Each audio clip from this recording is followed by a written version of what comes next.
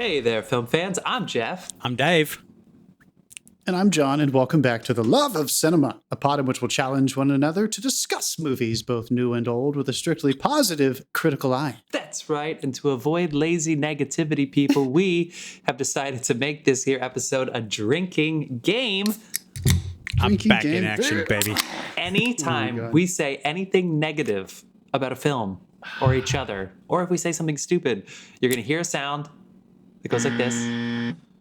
Ooh. That means we have to drink. And we hope if you enjoy this podcast and you want to have a good time, you can drink along with us too. So pour yourselves a glass and let's hit the beach. As we talk Guys, I'm about... starting to imagine us in our old age, hearing that buzzer played at some points and just reaching for glasses. We can't remember, our dementia's super kicked in and we're just all we know is to keep drinking when somebody presses that someone wants you to take your pills, they just put the pills in the hand and hit a buzzer. It's like... At a wedding, instead of tipping the glass to drink, there's just going to be buzzers everywhere. If you're new to the podcast, welcome. Thank you so much for checking out our episode here on The Lost Daughter, directed and adapted, meaning written by Maggie Gyllenhaal. If you're new, of course, we always try to keep the first 10 minutes or so spoiler free so you can get our initial takeaways. We do try to keep it positive, but we also try to shoot from the gut, unlike some of those stuffy critics who try to get all heady and explain things about the movie. We want to tell you how we feel. What do we think seeing the movie? What was our initial reaction? And then when it's spoiler time, we'll send you on your way and you can check back in with us once you've gone to Netflix and checked out this film. But before we get into it, we got to head over to John and shout our people out. So let's do it. We got some help here on this podcast, one of which is a beer sponsor. Perhaps you've heard of him. His name is Carlos Barroso. You can give him a follow over there at Instagram. The handle is cbarrozobar.beer. That's CBARROZOBAR.BEER, baby. And if you're digging the music on this episode and every single episode, it's provided by the artist Dasein. That's Dasein, Dasein. Head on over to soundcloud.com/Dasein-artist, and you can download all that music for free. So why aren't you doing it? And hit us up as well. We are on all the socials at The Love of Cinema Pod, everywhere except for Twitter. We're just at The Love of Cinema. Like us, love us, message us, talk shit about us, do whatever you want. We want to get into it. And I should put out actually on our socials on our YouTube this week. We did have someone come at us over our 1941 episode. Oh, that's so good. Okay, I just want to clarify. Just because we don't like the movie doesn't mean you shouldn't. Because he came out hard. I mean, it's obviously one of his favorite movies, and he came out hard for 1941. 1941. So you know what, buddy? It's all in good fun here. I am totally down for maybe I'll give that movie another shot at some point. Mr. Spielberg made probably my favorite movie of the year this year, so maybe I should give 1941 another chance. You know what? I'm not doing it. What's funny is when Steven Spielberg did West Side Story, and he was like, "It's my first musical," except for the I forget what it was called, at the USO the dance section or number whatever, in 1941, as if everybody in the audience had that in their back pocket. They're like, "What about that scene in 1941?" The notoriously your worst movie, in which John Belushi literally wore a shirt that said Steven Spielberg 1936 to 1941, as in that's the day he died. And he's in the movie. It's so funny that this guy goes to bat for this movie. That we're not the only ones who don't like that. And yes, we're a positive podcast and we try to keep it positive. I failed last week and I admit that. I accept that. That was hard. I had to sleep on that knowing I failed the conceit of this podcast. But we're going to say what we actually think. We aren't going to lie. Yes. That was fun, though. I'm glad. Thanks for coming after us, dude. Yeah, call us out whenever we slip and we drink too much and we talk shit about things. Yeah, come after us. That is not the MO here. Opinions. Yeah, people came after me for what I said about Don't Look Up last week, but two of us liked it. So go check out our Don't Look Up episode. Heyo. Both these movies were shouted out at the Golden Globes that didn't exist last night. But, the what? What are you? What award show are you talking about? The Shadow Golden Globes. Oh, yeah. That underground film festival. Honestly, I had no idea until I'm a daily listener in my Times Daily podcast. I had no idea that was taking place last night. I am in the LA. I'm in the zone. I feel like it didn't get not a whisper about that happening. I had no idea. So good for Will Smith. Who else won some things? Rachel Ziegler from West Side Story won Best Actress in a Musical or Comedy. Andrew Garfield won Musical or Comedy Actor. Ariana DeBose won Supporting Actress for West Side Story. Cody Smith-McPhee from The Power of the Dog won Best Supporting Actor in a Movie. And we are talking about The Power of the Dog next week. That also won Best Director Jane Campion and Best Drama Film. Best Musical or Comedy, I want to say it was Being the Ricardos. I think that's what won that. And Nicole Kidman might have won for that as well. No, she didn't. She obviously lost to Rachel Ziegler. Yeah. I forget who won actress drama, but yeah, there's a lot. And then TV was like Succession and Hacks, the usual. I'll tell you what, it's kind of weird how these things go in waves. I think it's safe to say that they're not the only ones probably, but I think Jane Campion and Steven Spielberg are going to be in contention for Best Director. They're probably going to be the two big choices this year. Yeah. And it's kind of weird that they're not from the exact, she's younger than him, but she came of age at a time when Spielberg was like really at his height in the early 90s. So I still think of her as a pre-millennial, certainly filmmaker. I think she came of age in the 80s and 90s. Yeah. So it's kind of cool that we're going to see two of the masters, the older masters, like show us how it's done. Everything is on Netflix this year. What the fuck, dude? Yeah, a lot of Netflix. Lost Daughter, Power of the Dog. I think everyone's playing it safe because like theaters are. There were two other theaters films. Are a gamble right now. Don't look up. Thank you. I mean, if you can't get people to go see West Side Story, for fuck's sake, like nobody's going to see your indie film at this moment. Yeah. So West Side Story just got a streaming deal too, and I can't remember if it was Netflix or not. It might be. I can't remember, but you'll be able to see that soon.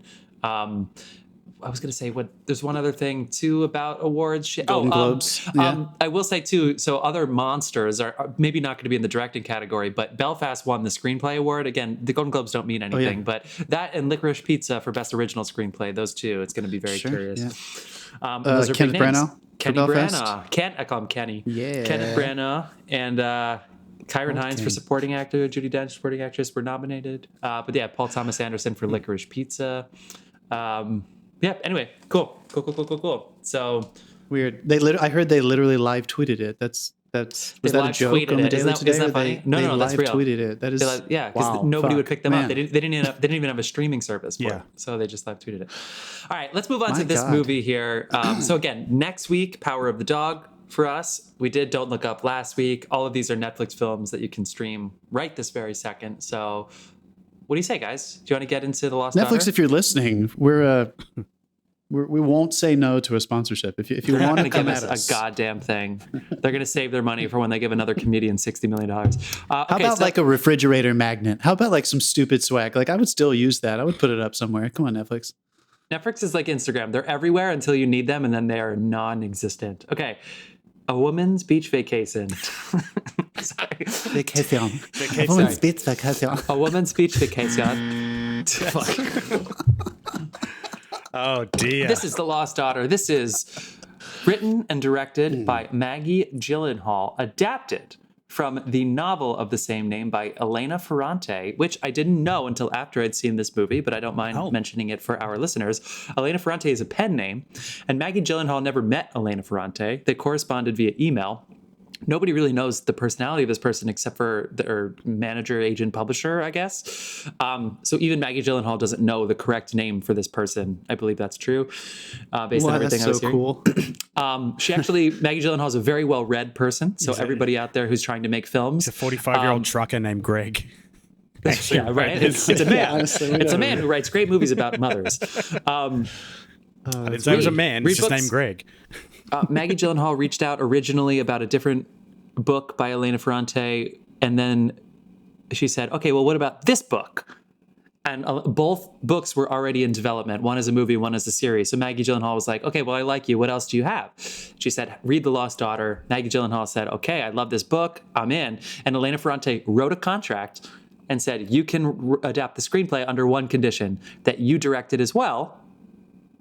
And Maggie Gyllenhaal had never directed a feature film. Yeah. So here she is. She gets the go-ahead to direct this fucking book that nobody had really thought to buy the rights to, only if she would make her feature film debut with this film. She did a short during COVID, but holy crap, Maggie Gyllenhaal, first time go. What a way of going about it. And then, of course, she goes to Olivia Coleman first, who is our lead. You also have Jessie Buckley, Dakota Johnson, Ed Harris, Peter Sarsgaard, who might know the director pretty well, Paul Mescal from Normal People, Dagmara Dominic, I think that's how you say her name, apologies if not, and moving on into our brief description based on the IMDb blurb of what The Lost Daughter is about. This came out December 31st, I believe, 2021 on Netflix.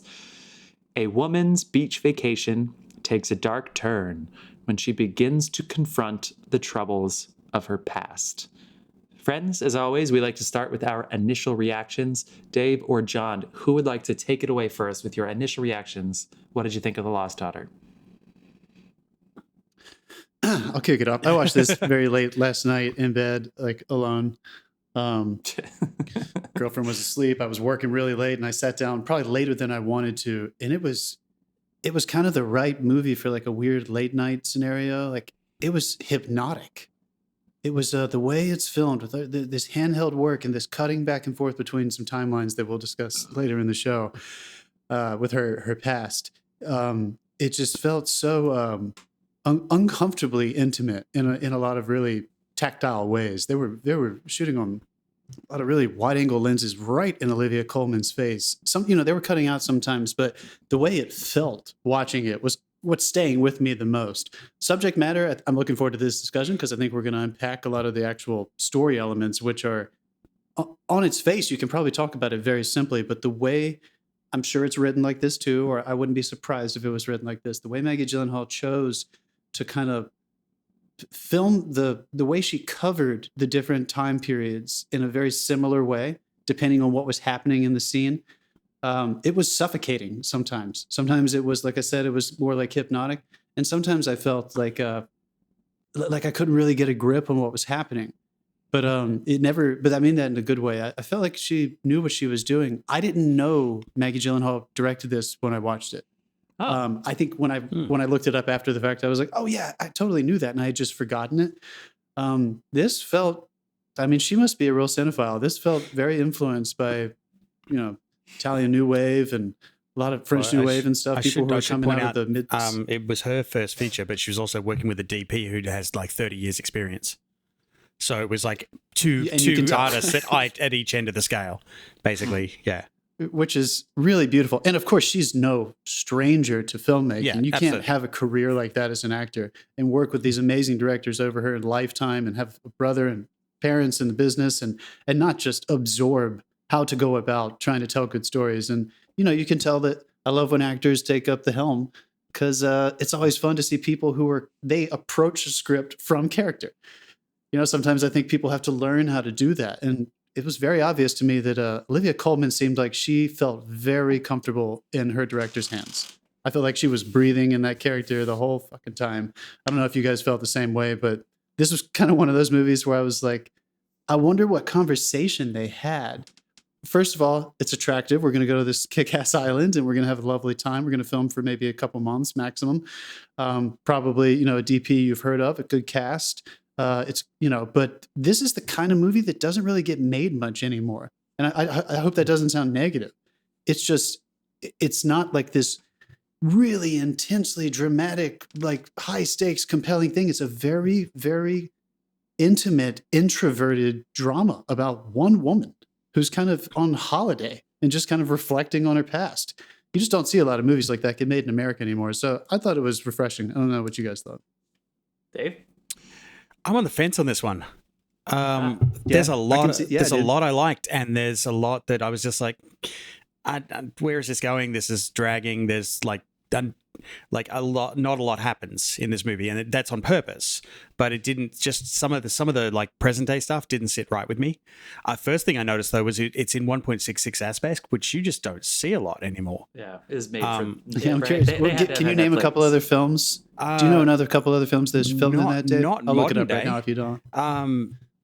Meaning like a computer, like the ratio of your monitor, right? Like the ratio of the picture, yeah, 1.66. Like 1.33 is 4:3. This is 1.66, so it's not quite 16 by 9. Jackie, Pablo Larraín filmed Jackie in that. Yeah, well, for a while, The Shining, Barry Lyndon. For a while, this was the European widescreen standard, 1.66. And it's also the native aspect of Super 16. Now, I don't know if they shot this on Super 16 because I can't find anything about what this was shot on anywhere. So, but I'm very curious to find out at some point. Yeah, I'm on the hunt for this. I want to know whether that was why they made that choice for that, or whether it's because that frame size is also really good when you can push right into faces, because you can capture. Well, yeah. Did you think it was beautiful? Did you like the aesthetic, or? I went both ways. There were some times when I absolutely loved what they were doing, and there were times like when you get really close to a person and they're moving, they're going to go out of frame no matter how good you are. And I felt like sometimes we kind of lost what was going on because they were pushed in too far. But again, like I got the same thing you did, where they were like forcing you to be a part of it. It was very intimate, and you were pulled in whether you wanted to or not. And so from a filmmaking perspective, I really did. I enjoyed a lot of what they did. Performance-wise, I can't fault anyone on screen. Even Dakota Johnson was perfectly weird and almost unlikable. The woman who played her was it her cousin, her sister? Like, I hated that woman. I think, and she was phenomenal. Yeah. Like, because as this happens, like it starts off fairly innocuous. Like it's literally just she's on a beach, peace and quiet, and tranquility, and everything, and then its natural enemy turns up, tourists, and they start interfering with her calm, and it builds from there, and it's just that whole family. They start off as annoying, and then slowly get more sinister. And by the time you realize what's going on, you're like, shit, that's a little sinister. Like there's something not quite right here, and they don't go too far with it, and I kind of appreciated that. But I will say I enjoyed the past sequences much more than the present day. Interesting. Okay. I'm really glad. I want to come back after Jeff talks, because you're right about the performances and what she did with that tone. That's what I was kind of saying. It's not this like crazy. It wasn't building to this crazy, compelling plot point where they were all a big crime family that was going to kill her at the end of this in some like massive, organized mafia hit, which you kind of thought maybe there was a chance they were going to try to start unpacking that. That is one gripe I have of that, though. Like, because the opening scene kind of sets up for a climax like that. And it's a little bit of a misdirect. But the tension that it was able to create with just moments, just tiny little intimate, internal moments where things that just annoyed her, but you're right, there's a perfect word, annoyances over time became sinister. And you started getting scared because you started to realize the way she reacts to those things is what's unsettling. And she doesn't realize the danger. Yeah. Right? Yeah. Yeah. Jeff, what do you think, dude? So I want to circle back to kind of everything you said, but I'll stay with my initial reaction, and then we'll circle to all that kind of stuff. I think the trailer mattered for me. Maybe if you're listening to this podcast, maybe you're not thinking about the trailer as much, but I should also say that December 31st is when this movie came out. And Chloe and I love Olivia Coleman. We saw Broadchurch literally like twice because we love Olivia. I obviously saw The Crown and The Favorite. I think I said last week, I was like, how can you not consider her among the greatest actresses? You don't think about it because she's not as cerebral or maybe as like Ivy League seeming as Meryl Streep, Cate Blanchett, Kate Winslet, but she does everything she needs to do. She does her job every fucking time. And like, she can go anywhere she wants at any time. She never pushes. She's always full. It's wild. So as far as what you said, John, about these movies not getting made, this is the kind of movie where it's like, I know Maggie Gyllenhaal's huge. You need a star. And for some reason, Olivia Coleman was that star. Otherwise, like if it was me, I'm obviously not a mom or anything, but like, this movie would never get fucking made. You know what I mean? Like, you need that. No. But then maybe once you have Maggie Gyllenhaal and Olivia Coleman, then everything else probably falls into place. Back to my reaction. The trailer led this to be a thriller. All the trailer was you see Olivia Coleman on the beach, and then Dakota Johnson goes, "Where's my daughter? Where's the daughter?" And everybody's freaking out looking for the daughter. And then it looks at Olivia Coleman, and then you have those lines like, "Oh, do you have kids?" And she's like, "Yes, I have 2 daughters." And then they're like, "Where are they now?" She's like, "I don't know. I don't know what happened to them." And I'm almost thinking, leaving the trailer, like, is she a stalker? Like, is Dakota Johnson her daughter? And she's like, I don't think I was reaching to suggest that they wanted me to think this is like a mystery like that, but it actually is that, but it's totally allegory. It's totally allegorical for motherhood, which I don't want to spoil anymore. So we'll come back to that when we unpack it. But I kept waiting like Dave for something to happen. In fact, with Chloe, so I should say December 31st, we found out that we had exposures for COVID and we probably had fucking COVID. So we watched this movie on New Year's Eve at 9 p.m. Oh my God, dude. Jesus. So you watched Don't Look Dave Up. Dave and I watched Don't Look Up. Yeah. You watched we watched this movie and it ended at like 11:10. So you want to ring Did in the new year. Did you pop the saddest champagne bottle of all time at the end of this thing? I mean, there are so many crying kids in this movie. Oh, dude. This film is one of the best contraceptives I've ever seen. I wouldn't be surprised if this show again in Midwest high schools by the end of the year. Oh my God, that's okay. Well, we'll unpack that with sympathy, with empathy in a second, but that is true, I would say. So anyway, my initial, for that. I will say, I'm in the middle of my initial take, and I haven't actually told people what I think yet. There you go, Dave. I'm going to give it to you. I admit that out loud, I even said, this is not what I expected. They did things with bugs and the open windows. Like there were times where I was like waiting for something to jump out. I was waiting for it to be a haunting. Like I had no idea what this was going to be because it was kind of filmed like a horror movie in some part. Yeah. Maybe the whole thing, it depends on, maybe they did a little genre bending a little bit. I think Dave alluded to that, and maybe for better or worse. I think for better. I think overall, I'm in. I'll give you my thumbs up on this movie.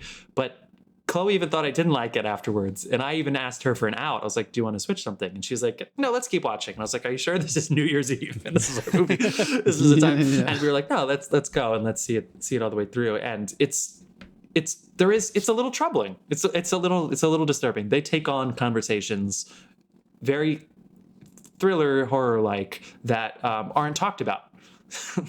All right, and I'll also say I like it. It was a little disturbing, but it stayed with me. Kudos to the performances, and I think kudos to Maggie. So there you go. That's my take. Me too. I'm gonna say before we get into our spoiler section, I think I can say all of this in this part.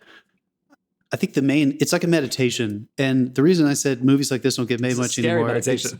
Sweating meditation. It's unsettling.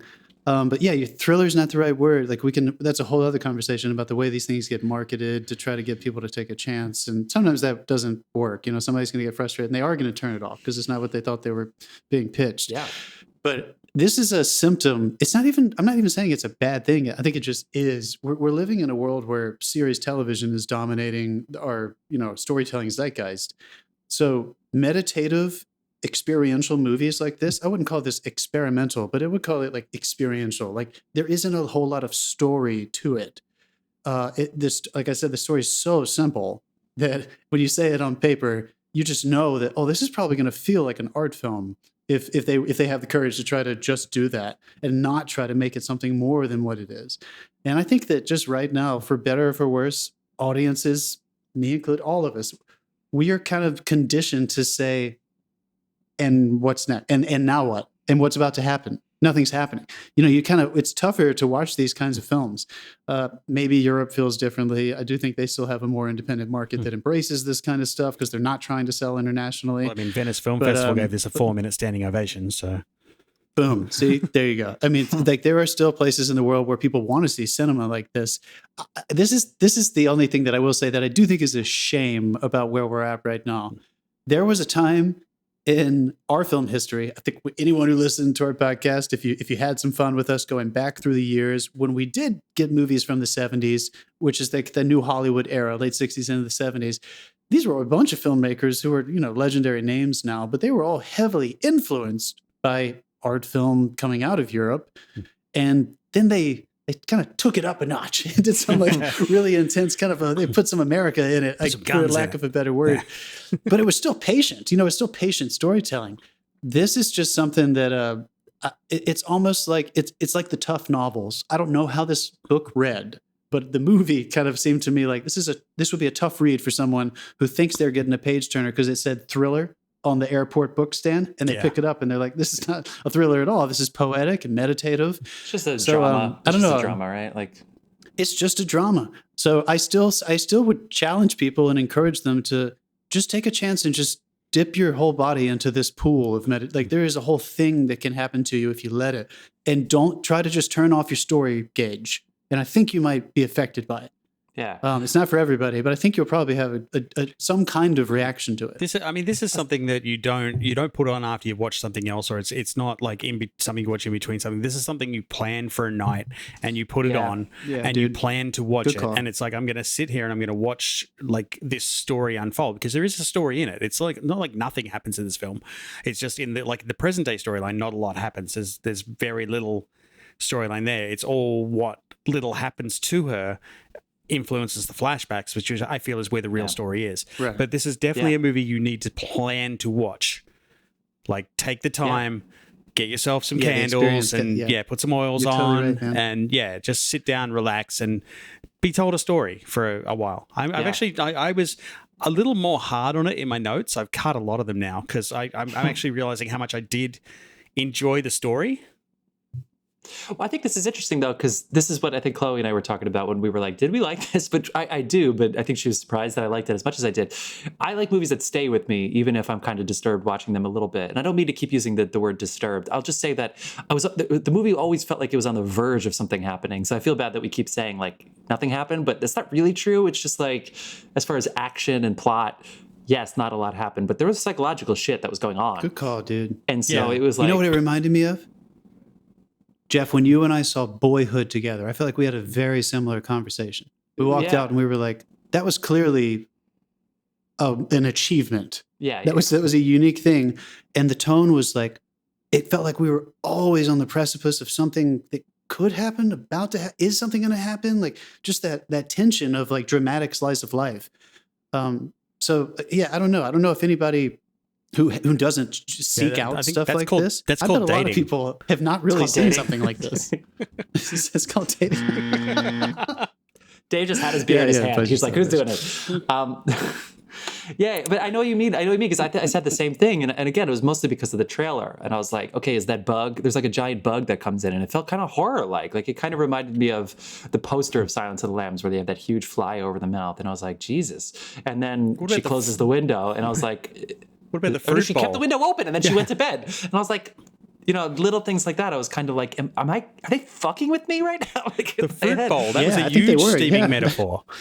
The fruit bowl with the worms in it. Yeah. Should we? You're right. There was so much allegory. Activate the spoilers and delve into spoiler territory? Well, here I'll say a little. I'll give you a little bit more preamble that I think actually helped the movie. Just in I read Entertainment Weekly article. First of all, Dakota Johnson was sort of the only one that wasn't like in her head out of the main cast. She had worked with Doug Mara previously. Doug Mara's been around for a while. Patrick Wilson's wife. She was in The Count of Monte Cristo. She was the love interest to the Guy Pearce version in 2002. So she's in Succession. And she's the one who plays Callie, the pregnant woman. But Dakota Johnson it wasn't in Maggie Gyllenhaal's head until she sat down with her and was like, oh wait, this is perfect. Also, this movie was originally supposed to be filmed in New Jersey, on the Jersey Shore. What a different movie that would be. And even more surprising that Dakota Johnson wouldn't fit, because she seems like a Jersey mom to me, like quintessential. Instead, because it was during COVID, it was during 2020, they found a remote island off the coast of southern Greece. Oh, that must have been horrible. Right, I know. During COVID, like, you just move and I think they brought their families, but they had so that's big change number one that I think really worked, especially because Olivia Coleman and Jessie Buckley kept their British accents, and then Dakota Johnson could be American, and Paul Mescal can be Irish, and who the fuck cares, because you're in Greece, so it doesn't matter, But also, they had to do their 14-day isolation right before they started filming. So all of them filmed this movie after literally spending 14 days in a room by themselves. And those two things were not intentional. That's kind of perfect. And they probably added to the movie, especially to the psychological shit. The other thing I'll say about the book, and I said this last week when I just mentioned that I had seen it. This is a novel, and there's very little dialogue. Very, very little dialogue in this. And I think it's amazing when a writer has the gall to adapt a novel and take all of that, write it in the script, but not have any of the characters say it. So they think it, they're getting fucked with. I mean, Ed Harris, like, if Ed Harris brought out a machete at some point and started slashing people, I would have been like, total sense. Totally makes sense. Dude, seriously, when the first time I saw him turn, because I hadn't seen a trailer or anything of this. I went in cold. I knew nothing. And my note here literally just says, Ed Harris, with about 4 exclamation points after it. Right. Because I was just so happy to see him on screen again. And it just, And the last thing I'll say he is one of those actors, right? Yeah. Well, actually, I'll say two things. Number one, Ed Harris read the script, and he was like, "Why would I do this?" And then his wife read the script. He lets his wife read the scripts, and the wife was like, "You have to do this. This is about women. This is about women. It's about motherhood. You have to do it." And he was like, "Okay," and he did it. What's her name? Amy Pascal. What's her name? She was in Riley's film. Hey, we'll look it up. Okay, so that, and then I forget what the last. The two different characters playing the two different actresses playing the same character. It was intentional. And it was even intentional. Maggie Gyllenhaal even told Jessie Buckley, apparently, a quote, "You can even dye your hair blonde for all I care. Your job is not to play Olivia Coleman, because this is supposed to be a metaphor for all women to understand that this is the one thing you can't talk about, where mothers at some point dream about what it would like to not be a mother of their kids." And so separating those characters, which works better for one out of the two of us, by two of us, I mean, me and Chloe, worked better for one than the other. That was, but I'll say something once we activate the spoilers. It was intentional because they wanted it to be universal more so than it to be identical. Okay, that's it. Spoilers. All right, so we're gonna talk about plot details. So Amy Madigan. Yeah, Harris's wife. I got there. Sorry, it took me a while. I got there. Go and watch this on Netflix and come back. And these are all the parts that we're gonna blow. All right. Where do you want to start with that, Dave? I've forgotten what my point was. Damn it. Sorry.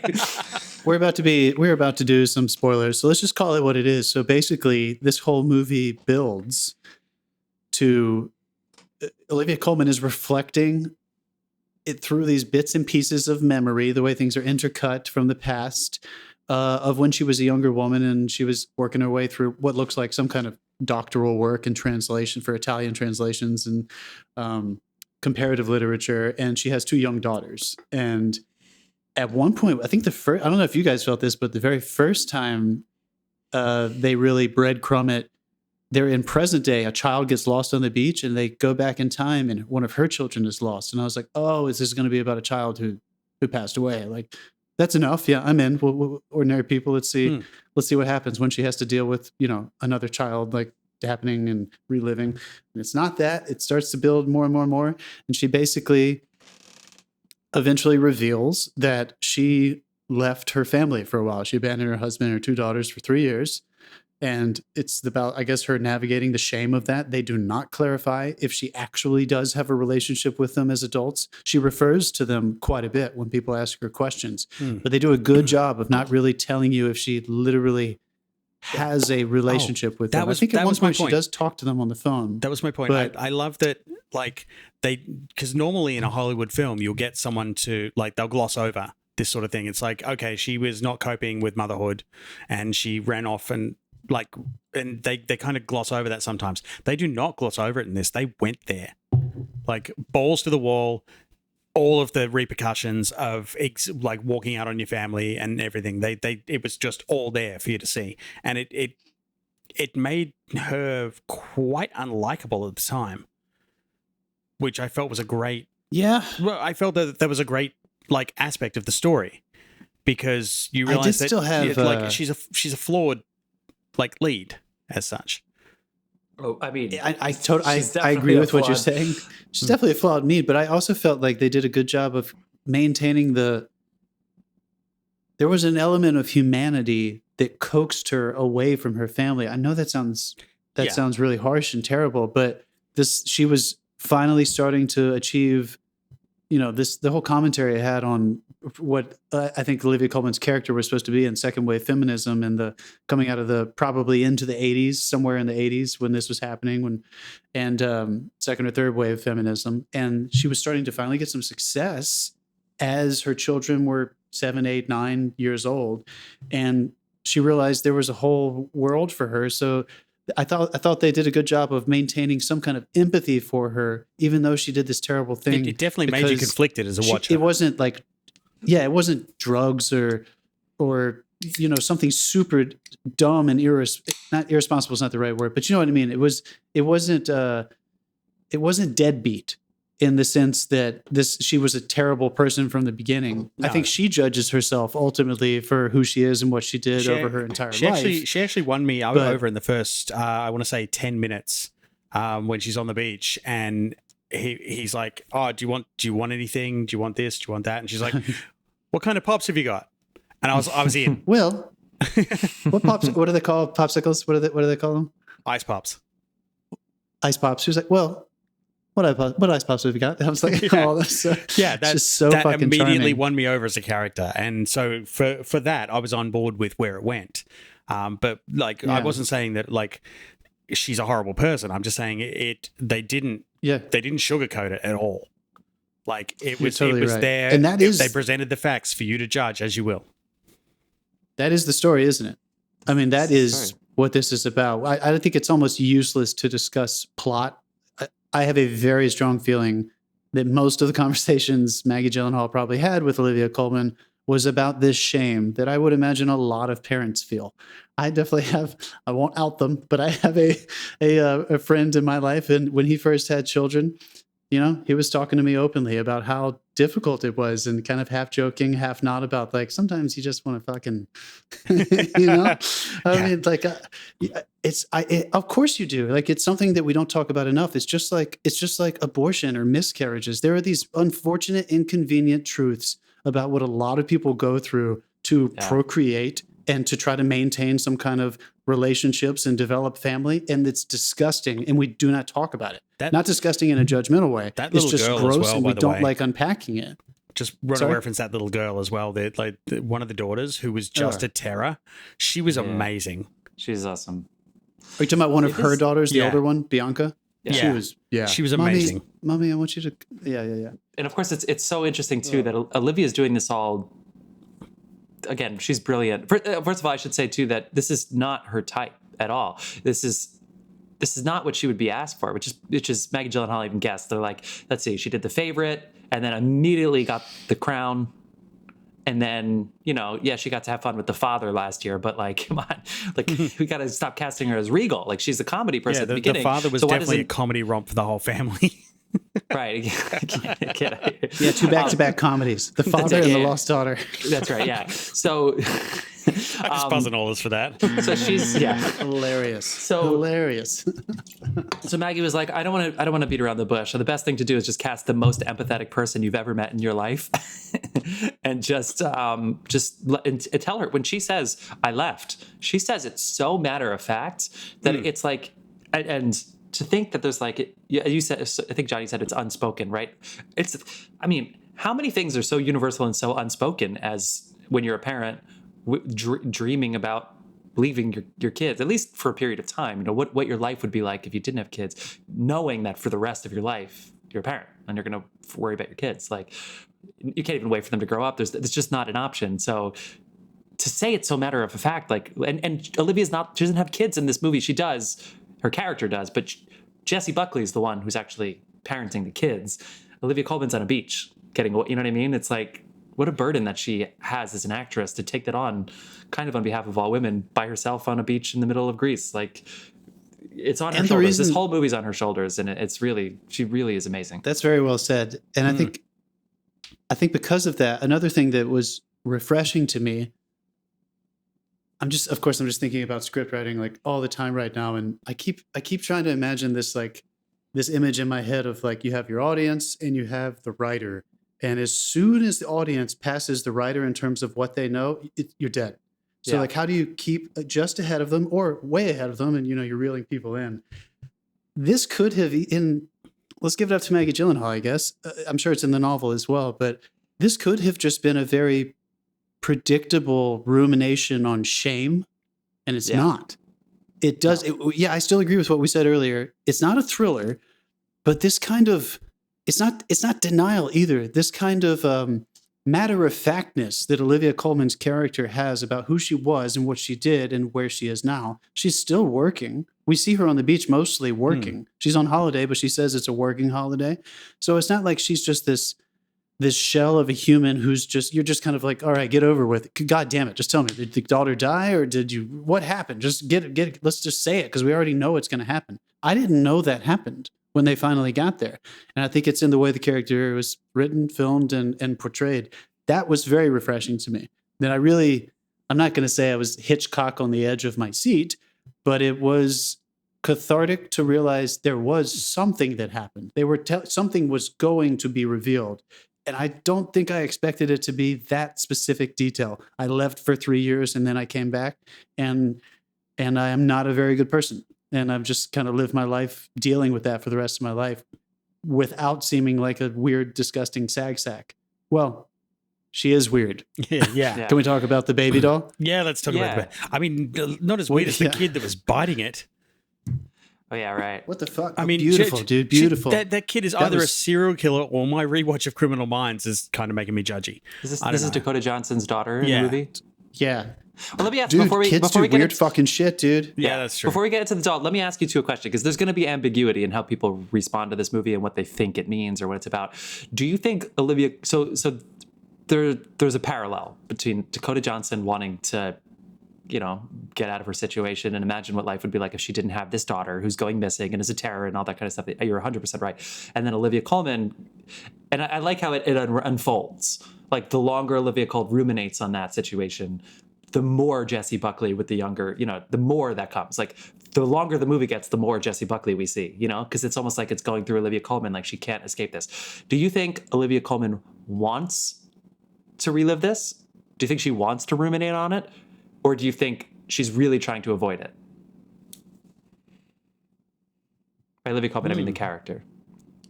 Is the point of this to approach shame? Does she stumble upon it? Like, because that's kind of what this is about. But the character doesn't. This is not. It's not like she's trying to find herself. It's not this beach vacation. That's what I was trying to say. Is that it does feel like she kind of stumbled, because in a lot of there are so many things that we said earlier about like how the lack of dialogue. Well, a lot of the stuff that we're crudely trying to discuss right now is literally just done by the inference you get from looks that Olivia Coleman just gives Dakota Johnson on the beach, when Olivia Coleman is starting to just see that Dakota Johnson is very frustrated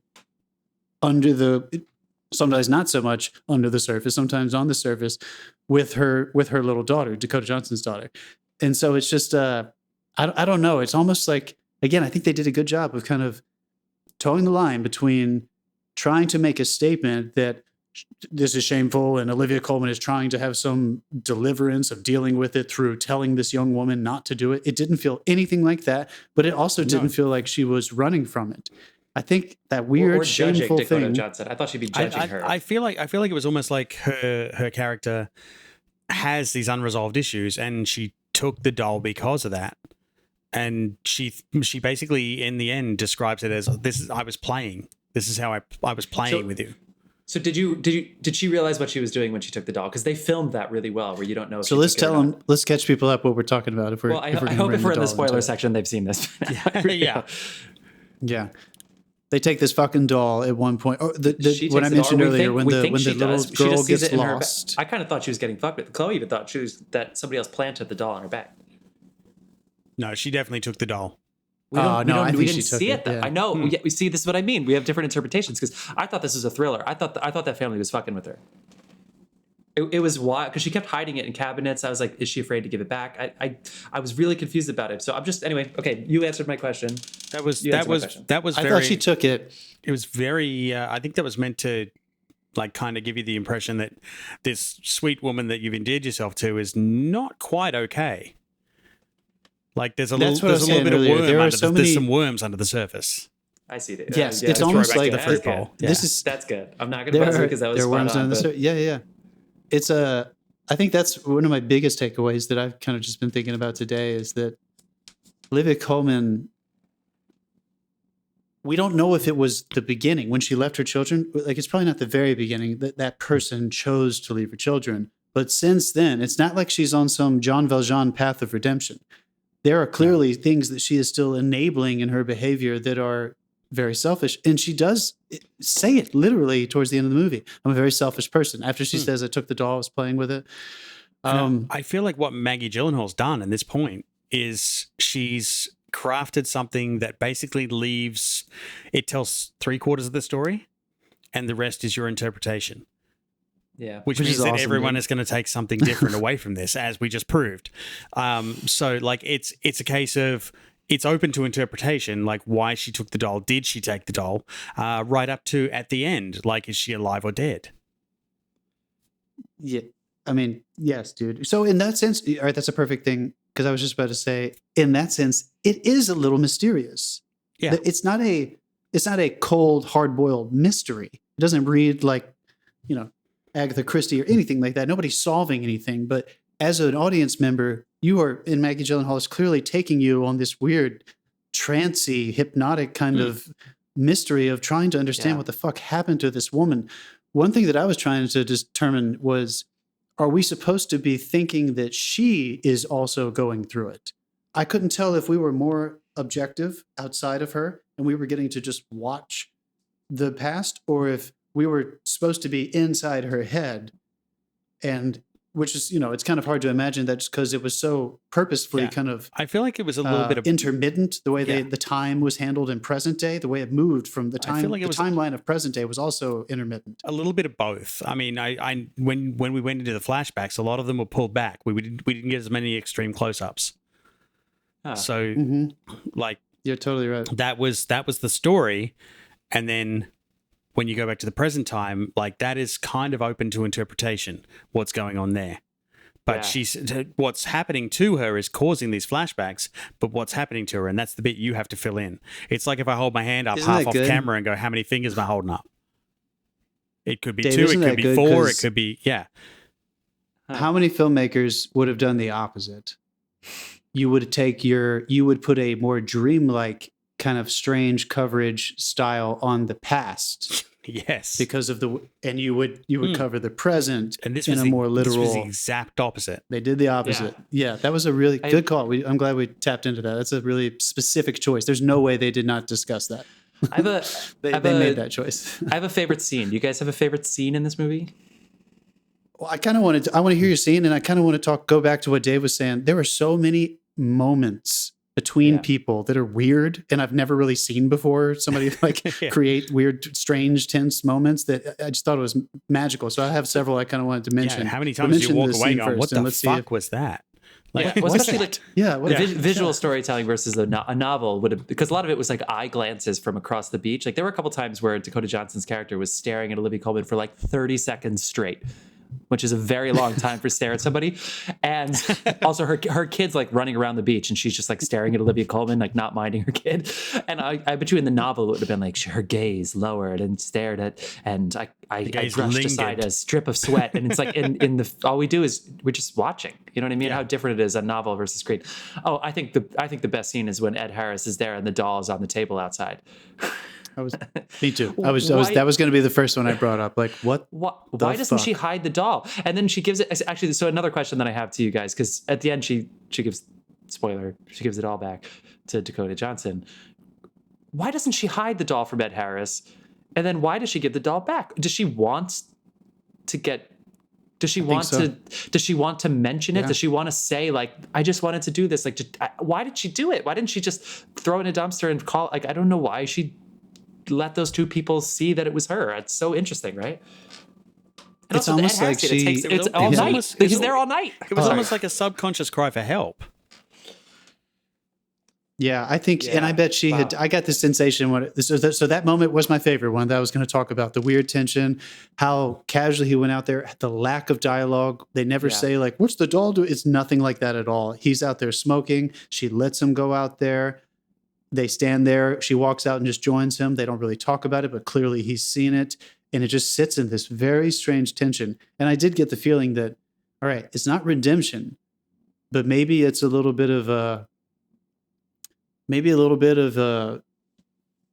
exposure. Like she kind of wanted, not necessarily just to get caught, but like it's almost like she's on a mission to just slowly kind of prove to people that I can charm you. And then I'll reveal to you that I'm not a very good person. And I've never really been able to deal with that. Everywhere I go, I do something like this. Yeah. And again, that's why I was so happy that they don't really show you any of her life other than the past. They don't show you any of her present life outside of this island. No. Yeah, so you don't really know how her working relationships are. Yeah, you don't know if she's even that successful anymore. I think she teaches at Harvard. She said she lives in Cambridge, so she probably teaches there and ended up doing very well for herself.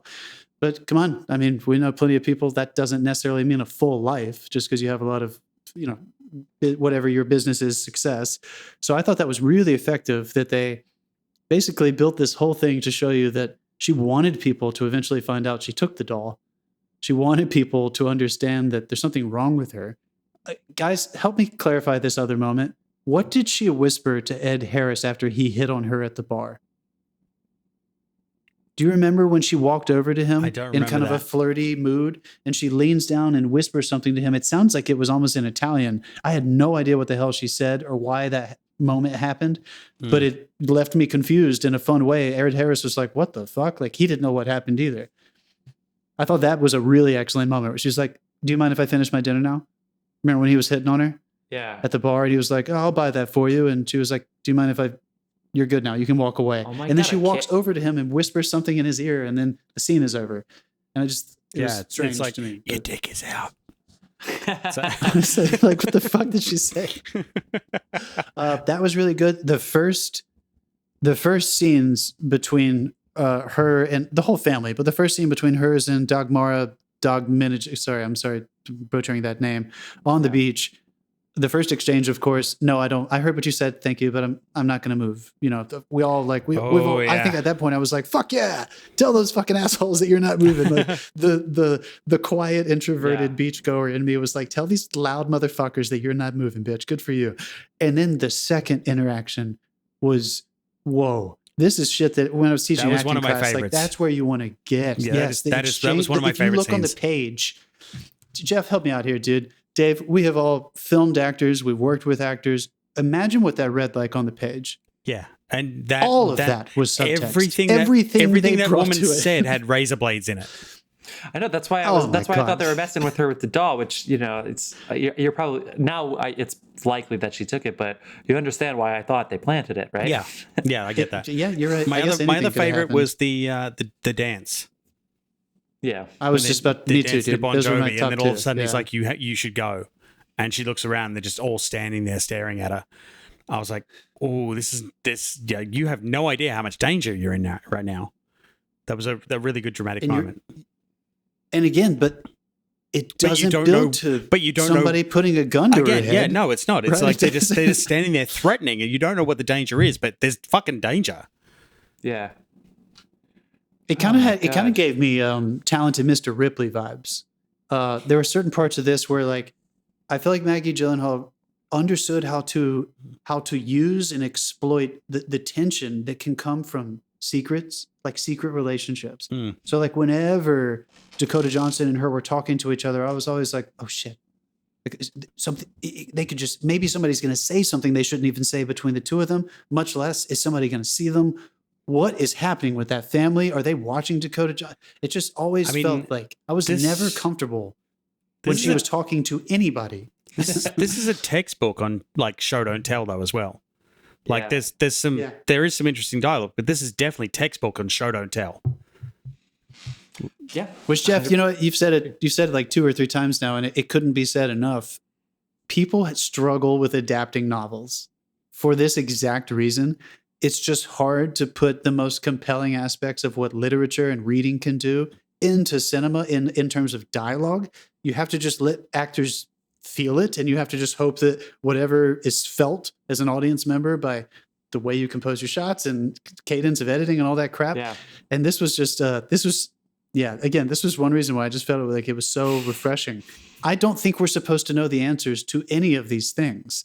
I think we are supposed to sit in this kind of sinister tension, and we're not even supposed to be sure if we enjoyed watching this or enjoyed her character. I don't think we're supposed to. No. But I overwhelmingly feel, not obviously we're 3 men, obviously, folks, we're 3 men. We've not had children. We don't know what it's like being a mother. But if they were supposed to try to help me tap into what that might feel like, I got there. Yeah, I was like, I was really disturbed by how it. I hope I would have not left my, you know, it's just like, oh man, there's humanity there. You hope you wouldn't do that. You hope you would be Dakota Johnson. And like, there is a limit. You're not going to actually do it. Like, what the fuck is wrong with you? I was just complaining about my kids. You crazy person. By the way, this is long overdue. Oh yeah. For sure. So yeah, I think we all. I'm curious. What do you think, you guys? Still get our drinks in. What do you think? After this whole discussion, like, I think I came out positively for it, but Do we like it more now that we've talked about it? Do you think people should? I do. Should give it a shot? I like it more now that I've talked about it. I think the thing I like the most is that I talked a lot about it. Yeah. So like it inspired discussion, which is what this is about. I will say, wait, Chloe said something really funny though that I want to mention, which is, well, Jessie Buckley's character, so many crying babies, and she just like was at her wit's end. So like the one baby was like, I have a cut, kiss it, mommy, and she's like, Jessie Buckley won't kiss it. She's like, can she just fucking kiss the boo-boo? Like, can she just kiss what the fuck? And I was like, yeah, she's going crazy. And Chloe's like, no, I know, but just kiss the fucking boo-boo and then your problem's over for another minute. Like, I was like, good point. Interesting. Sounds like, hey man, sound advice. Chloe's in the right place. But come on, I waited tables for years. How many times, Jeff, help me out, you did too. How many times did you walk up to a table and you were like, if you don't murder your child, I will? Like, what the fuck? Yeah, dude, How is nobody doing anything about this fucking kid? I did 6 years of children's theater. Like, I'm right there with you. No, we all said, and of course, she understood. But it's funny on film, you always have these like moments that represent an entire, Well, it's also, and this is the last thing I'll say. So many crying babies, so many crying kids. This is the last thing. You always hear that, like, oh, it's different when it's your kids. I think this film showed us the underbelly of that scenario. Yeah. It's not always the case. I think there are people who struggle raising children and they probably feel enormous amounts of shame. And we probably haven't done a great job as a society of making people feel comfortable to talk about how difficult it is raising human beings. What did she say? Her very first phrase when what's her name was talking to her about she's 2 months away. And I think Olivia Coleman said having children is a crushing responsibility. Yeah. That's the first thing she says. Line. Yeah. She said it's a Dakota Johnson's character. Good. A crushing responsibility. And I was like, also, something happened. I know we need to wind this down, but Dakota Johnson, very, very famous for the 50 Shades. She only wears a bikini and eyeliner in this. That's like the only thing she wears the whole movie. And she's a young mom who is thinking about leaving her kid. So she's like terribly worried about what people think of her. They're like, you look at me and you think this one thing. Her performance was phenomenal. It really was. Because she's like, I don't want you to think I'm just this person. But why do I want to be that person? It's like, it was such a weird dilemma that she had. And of course, Olivia Coleman's first thing is that. It's a crushing responsibility. You can see in Dakota Johnson's face, like, well, that's not what I wanted you to say. Yeah, no, I needed some reassurance, and you've literally just reinforced what I was feeling. Yeah, exactly. But it was a weird also it was like a knowing. It was like an understanding, like, oh shit, like you understand me, but are you judging me? And man, it was everything at so many angles and layers. It was really, really cool. All right. I think you already mentioned it. I'm looking forward to Maggie Gyllenhaal's next. To be honest, like if her first movie. Yeah, sure. Like if she can get that performance out of that cast, it's amazing. Yeah. Even the Jessie kids. Buckley, because you already said it, but I'm going to say just I don't want to pull the shine here. It's almost like Jessie Buckley did such a good job, even though she doesn't look exactly like Olivia Coleman, that I still thought of her as a young Olivia Coleman. Oh, absolutely. So Jessie Buckley did her own thing, and never she once did I think that was someone else. And kudos to Peter Sarsgaard. They don't even look that similar. Yeah. But Peter Sarsgaard, tough role for Peter Sarsgaard is like this weird love interest who's like obsessed with the academia and brain of Jessie Buckley or Olivia Coleman's younger self. And like, that character can easily make you want to vomit, but whatever he did was really good. Yeah. Very effective film. Definitely, if you're in the mood to sit down and take something seriously and not just be entertained. Make the time. Yeah. All right. Well, let's go ahead and go around the horn really quick with a quick round of what we've been watching. Dave. Any recommendations? Nothing new. I prepped myself for what's coming, so I watched Fantastic Beasts 1 and 2. Oh, cool. Again. Sorry, I buzzed myself for saying that. Yeah. I mean, to be honest, number 3 is coming, and having watched Johnny Depp do that role again, I cannot wait to see Mads Mikkelsen do that role. Yep. I'm going to buzz. Yep, buzz yourself. Good. Yeah, I mean, it's going to be the third actor playing that role. Because Colin Farrell did it. It was really Johnny Depp. Why didn't they go back to Colin Farrell?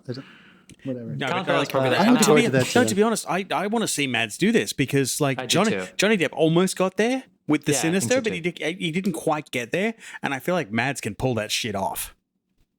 Yeah. And just imagining Jude Law and Mads Mikkelsen having weird adolescent wizard sex is, who doesn't want to think about that, right? I'm buzzing you, but I'm still thinking about it.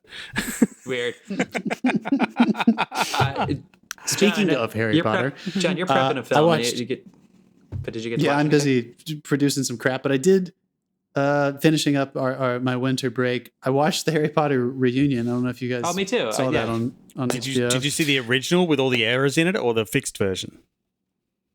I guess I saw the fixed version because Elizabeth was mentioning some of the errors that came up, and I didn't see any of them. Like she told me about them, and then she fell asleep, and I watched the whole thing, and I didn't see any of the weird things people were talking about. Yeah.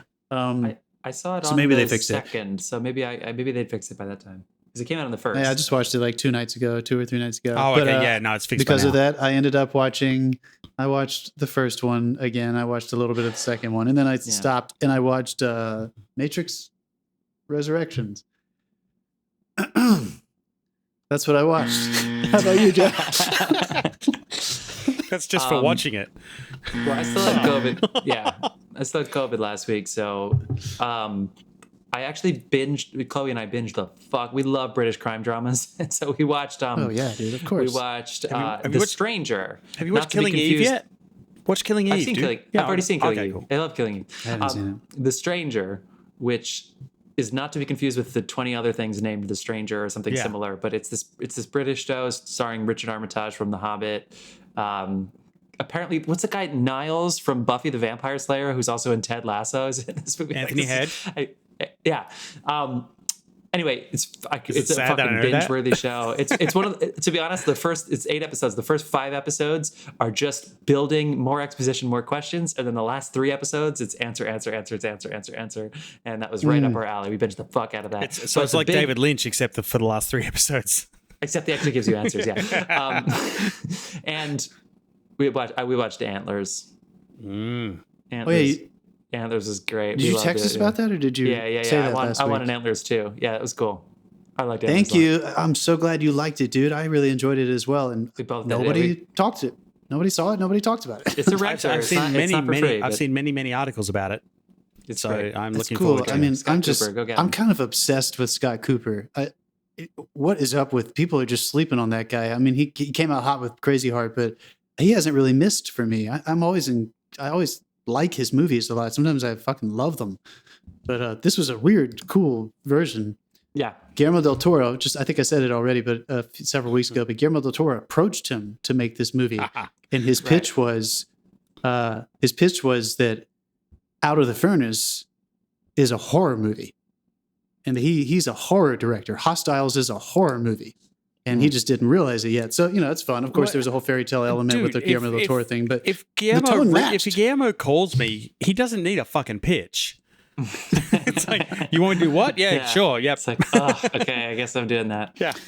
Guillermo del Toro, dude. Yeah. I'll just mention this very quickly, just anecdotally. That man is so intelligent. I think sometimes he comes off kind of like he's just like the big Santa Claus of movie making and stuff. He's just so happy and enthusiastic.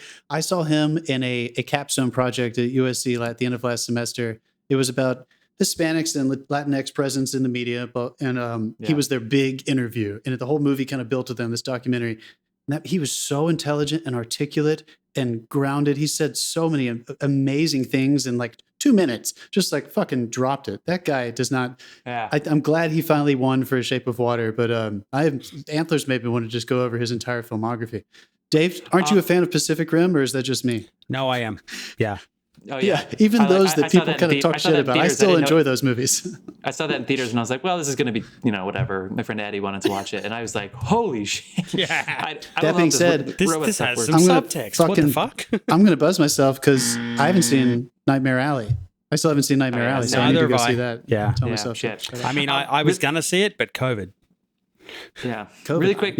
Scott Cooper's shout out. So because I don't have movie, I really want Antlers 2 from Scott Cooper. He's doing an Edgar Allan Poe movie, and guess who's playing Edgar Allan Poe? I'll tell you, it's Harry Melling, who is the original Dudley in Harry Potter, and then of course he was in The Queen's Gambit. And that Coen Brothers, the Buster Scruggs. So he's playing Edgar Allan Poe, but check out the rest of this cast. Toby Jones, Christian Bale for the 3rd time, Robert Duvall, Gillian Anderson, Timothy Spall, Lucy Boynton, Charlotte Gainsbourg. Duvall. That sounds horrible. And this movie has a $72 million budget, according to IMDb. So Scott Cooper, I hope this comes out this year. We'll see. 72 mil. You can do a lot with that. All right, got to move on. A lot of good movies out there, folks. Hit your streamers up. Everything is on the streamers. Definitely do The Power of the Dog next week. Rent Antlers if you can, and we'll see you next time. Take it easy, film fans. Peace.